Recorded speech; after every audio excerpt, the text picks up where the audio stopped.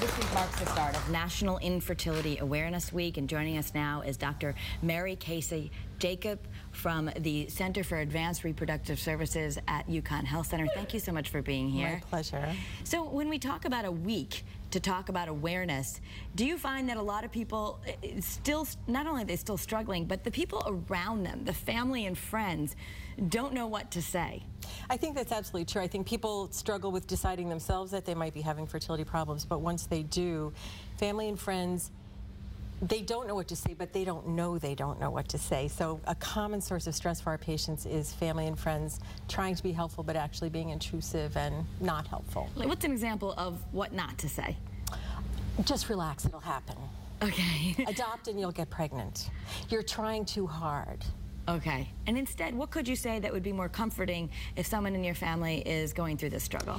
I think you have to ask the people in your family how to respond. What comforts you is not necessarily going to be what comforts me. Yeah. And so when we have somebody in our family life who's struggling with anything, including infertility, we have to say, what can I do that would be helpful to you? Mm-hmm. Do you want me to ask? Do you want me not to ask? Right. And just it's a normal question. The minute you get married, the next question is, when are you having babies? When are you having babies? And you would say, as a psychologist who's helping people through the infertility process, that that's probably not the best thing to do, because you never know if someone's struggling.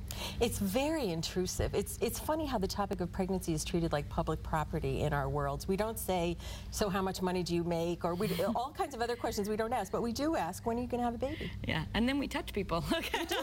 We rub their tummies, even if we don't know who they are. Now, I was there to do the amazing work they're doing with the technology, and the IVF is really helping families that would, maybe 30 years ago they could have never had babies. That's right. But what you do is you mitigate the stress, because stress, we know, is a factor, right? Whether or not someone's going to actually conceive, even with all the medical technology.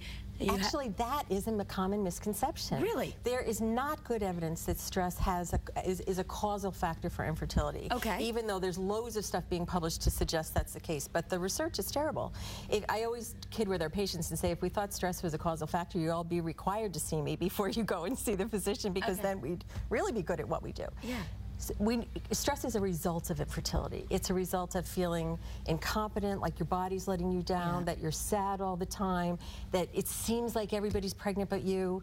So stress is a huge variable in people's lives when they have infertility, but as far as we know, it does not cause the difficulty. The good thing is when you go to the UConn Health Center, they're not just going to treat the physical issues of having a baby. You can go to a psychologist such as yourself, and you're going to help people through the process. How will you help couples get through it? Sometimes I help them figure out how to cope with all the sadness or even the anger that they feel. Sometimes I help them cope with their differences in coping, because commonly within couples, whether you're heterosexual or not, commonly the two people don't cope the same way, so I help them.